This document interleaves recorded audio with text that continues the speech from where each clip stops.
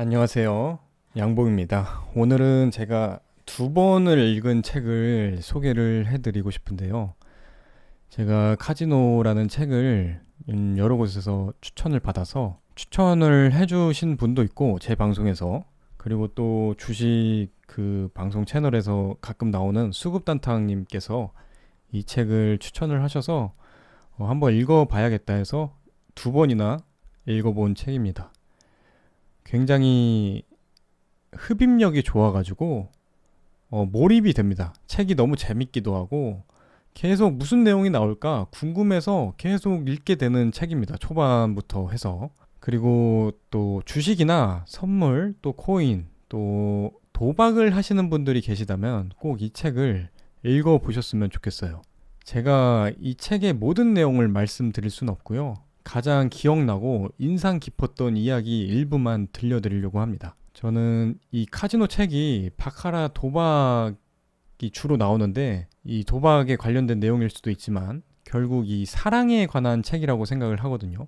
남자 주인공이 여자를 선택해야 되냐, 도박을 선택해야 되냐, 이런 내용이 나오기도 하고 그렇거든요.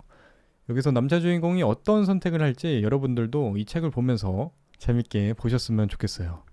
이야기를 시작하자면, 여기서 여주인공이 상담센터에서 일을 하는데 어떤 남성분을 만납니다. 어떤 남성분을 알게 돼서, 그 남성분의 이름은 이영천이라는 남성분이고요. 그리고 어린 딸이 한 명 있습니다. 어린 딸이 있고, 여주인공이 이 남성분을 굉장히 도와줍니다. 왜냐면 이 여성분이 이 도박에 빠진, 실제 자기 친동생이 도박에 빠져가지고, 실제가 아니라 이 소설책에서 도박에 빠져서 남동생을 잃거든요. 그래가지고 이렇게 도박에 빠진 사람들을 도와주는 역할로 나옵니다, 여성분이. 그리고 여주인공이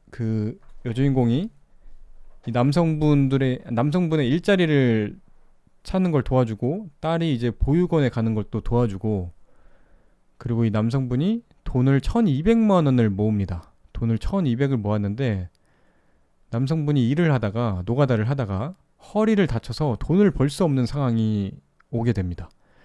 그래서 일을 당장에 못하니까 이 남성분이 빚이 있는데, 빚이 7천만 원이 있습니다. 그리고 이 1200만 원은 이 남성분이, 자기 딴에는 1200만 원이 지금 당장에 내 손에 있든 없든 이게 별로 중요하게 생각을 하지 않습니다. 그래서 이 남성분이 1억을 만들기 위해서, 빚이 7천이고 나머지 3천은 자기 딸이랑 같이 살 집 보증금을 구하기 위해서, 1억을 만들기 위해서 강원랜드로 가겠다는 말을 하니까, 이 여자 주인공이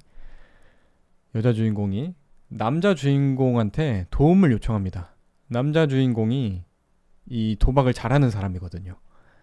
그래서 남자 주인공이 이 설명을 듣는데 점점점이라는 표현을 정말 많이 합니다. 점점점점 물음표 점점점점 막 이야기를 들으면서 약간 어이없어 하는 그런 것 같습니다. 어이없어 하고, 남자 주인공은 잘 생각해 보면은 주변에, 혹시 주변은 아니고 카페에 이렇게 글 같은 거 보면은, 일을 하다가 실제로 주식 같은 걸 하다가 더 이상 일을 못 하니까 주식을 어쩔 수 없이 전업으로 하게 되는 경우를 좀 몇 번 본 것 같거든요.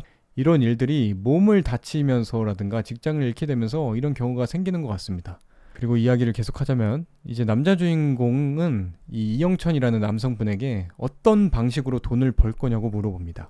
근데 이 남성분이 돈을 과거에 15억을 잃은 사람이에요. 그래서 도박 중독자로 나오는데요. 도박 중독자가 무슨 방법이 있겠어요. 그냥 잘하는 사람을 따라하거나 막 하는 거죠.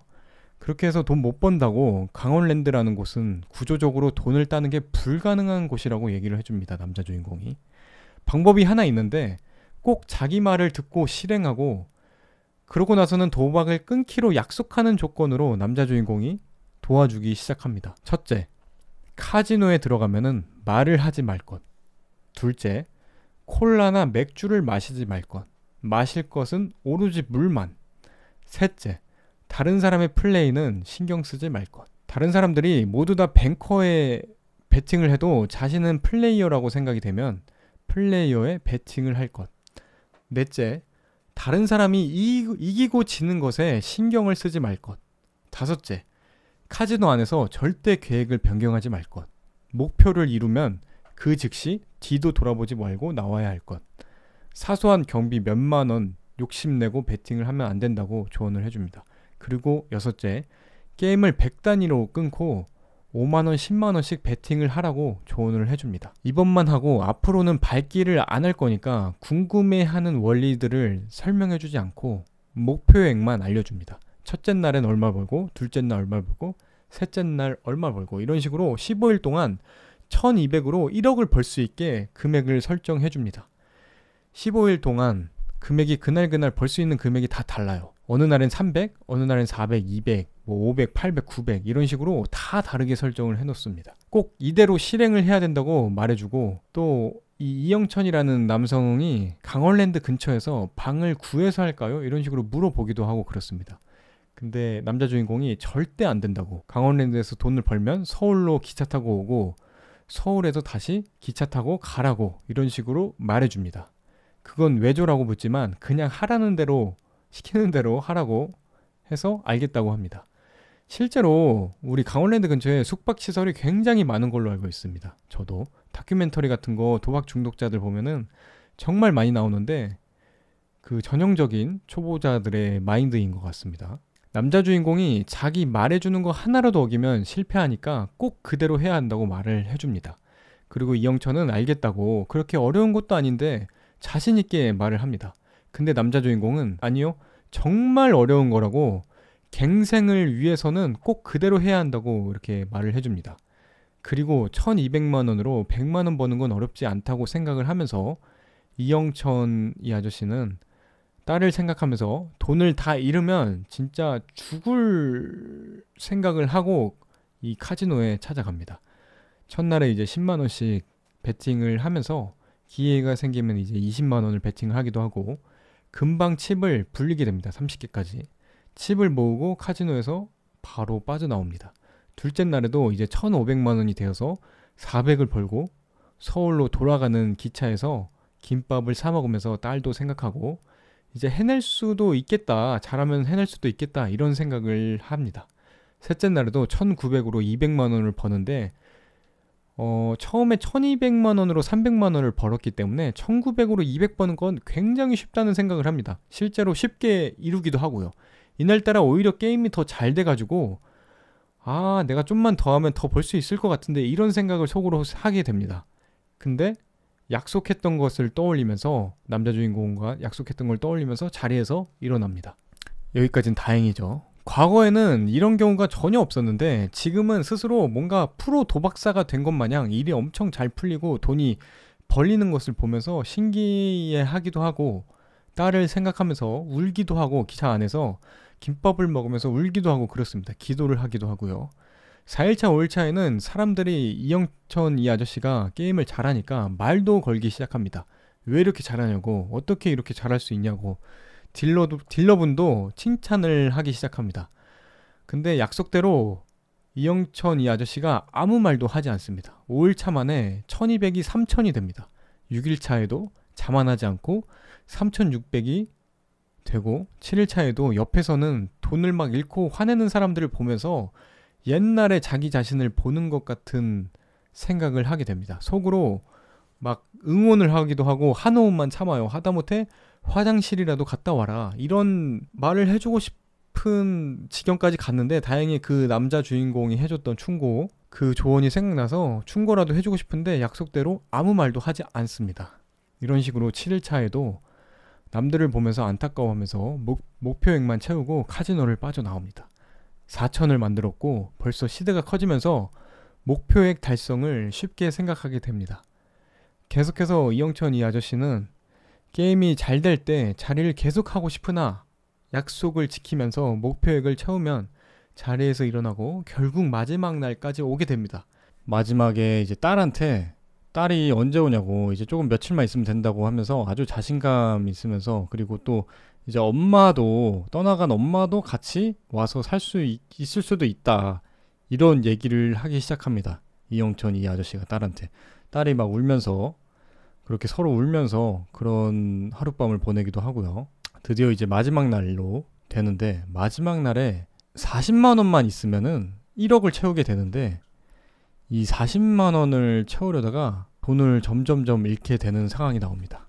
이제 40만 벌면 되기 때문에 50만 원을 베팅했다가 50을 베팅했다 잃고, 다시 이제 100만 원을 베팅했다가 이번에도 또 잃습니다. 100만 원을 베팅하고 잃었으니까 이제 200을 베팅하고 또 잃습니다. 200을 잃고 베팅하고, 자기도 모르게 갑자기 500만 원을 베팅을 합니다. 그리고 또 집니다. 500을 베팅하고 지고 순식간에 이제 1000만 원을 잃었죠. 그리고 원래 1000만 원을 베팅을 못해요. 맥시멈이 500만 원인데 딜러분이 이제 500까지만 베팅할 수 있다고 하니까 자기가 손을 대줄 테니까 막 이러면서 1000만 원을 베팅하고 1000만 원을 잃게 됩니다. 그리고 2000만 원을 잃게 됐죠. 그리고 이제 이영천 이 아저씨가 열이 받기 시작합니다. 눈에 핏발이 쓰기 시작하고 2000만 원을 베팅하기 시작합니다. 한 번에 2000만 원을 베팅을 하고요. 다른 사람한테 부탁하면서 1000만 원을 건네면서 그분한테 이제 베팅을 해달라고 하는 거죠. 1000 해가지고 2000을 베팅한 겁니다. 그리고 2000만 원을 잃게 됩니다. 2000을 잃고 나서 순식간에 4000을 잃게 됐고요. 그 다음에는 어떻게 됐을까요? 그 다음에는 이제 3000만 원을 베팅을 하게 됩니다. 3000을 베팅하다가 갑자기 잠깐만 하더니 원래 어차피 1200만 원으로 시작하던 게임이었다고 생각을 하면서 그 남자 주인공을 못 만났으면 어차피 못 벌 금액이었다, 이런 생각을 하면서 떨리는 손으로 4000만 원 풀베팅을 하게 됩니다. 4000을 풀베팅을 하게 되고, 그 다음에 4000만 원을 한 번에 잃고 의미를 알 수 없는 소리를 내며 그 자리에서 쓰러집니다. 이러면서 이 에피소드가 끝나게 됩니다. 근데 약간 너무 소설인 게 느껴지는 게, 사실 제가 남자 주인공이었다면은 얼마를 잃었을 때 자리에서 일어나라고 말을 했을 것 같다는 생각이 들거든요. 이 손실 컷을 정해주지 않았어요. 이게 조금 소설의 내용인 것 같아요. 그것을 만약에 남자 주인공이 알려줬다면 이런 일이 안 생기지 않았을까, 이런 생각도 들기도 하고 그렇습니다. 이 이후에는 내용이 어떻게 될까요, 여러분들? 이 한 에피소드만 제가 이제 요약을 해서 얘기해 드렸는데, 이 부분만 들었는데도 좀 재밌고 흥미롭지 않나요? 많은 이야기들이, 좀 재밌는 이야기들이 많이 나오기도 하고 다른 에피소드들도 많이 나오고 그렇습니다. 더 재밌는 내용들도 많이 나오고, 여러분들도 한번 기회가 된다면은 책 빌려서 한번 봐보세요. 저도 빌려서 보고 구매해서도 보고 그랬으니까. 그리고 제가 가장 생각나는 것은 베팅에 대해서 한 번 더 생각하게 되는 것 같아요. 베팅. 사람들이 대부분이 이 1000만 원으로 100만 원 만드는 거, 10만 원 만드는 거 굉장히 쉽게 생각하거든요. 이 1% 버는 걸 굉장히 쉽게 생각하는데, 막상 이 1%를 계속 만드는 사람은 없어요. 하루에 1%씩 모으는 걸. 근데 저도 이 베팅에 대해서 많이 생각하게 되고, 8월에 제가 30%를 넘게 수익을 냈거든요. 40만 원으로. 근데 이제 그래서 53만 원인가? 그 정도 만들었는데 9월에는 이제 시드를 4배를 올려서 200으로 시작했어요. 53만 원에서 200으로. 손실을 지금 보고 있는 상황인데, 최근에 다시 이제 베팅에 대해서 생각을 많이 하게 되는 것 같아요. 물론 소설이기도 하고 이게 바카라와 주식의 룰이 좀 다르기도 한데 비슷한 면이 좀 있어요. 비슷한 면이 있고, 이 소설에서 나오는, 저는 정말 재밌게 본 책이기도 하고, 책 내용도 술술 읽혀서 금방 읽히더라고요. 주식 하시는 분들이면 진짜 꼭 한번 읽어보시길 바라겠습니다. 평가도 굉장히 좋고 강추합니다. 다 재밌다고 하거든요. 재밌게 평가하는 사람들이 굉장히 많고요. 또 소설은 소설일 뿐이다, 이렇게 평가하시는 분들도 간혹가다 있습니다. 그래서 여러분들이 잘 생각을 해보시고 꼭 이 책을, 저는 한 번씩은 꼭 접해보기를 바랍니다. 여기까지고 영상은 들어주셔서 감사합니다.